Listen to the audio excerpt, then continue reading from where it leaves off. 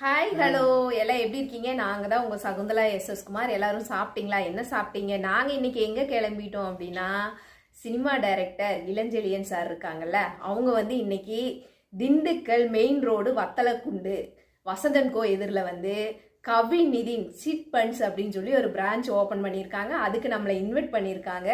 நம்ம அவங்கள எங்கே மீட் பண்ணோம் அப்படின்னா, சென்னை அவார்ட் ஃபங்க்ஷனில் தான் அவங்கள மீட் பண்ணோம்.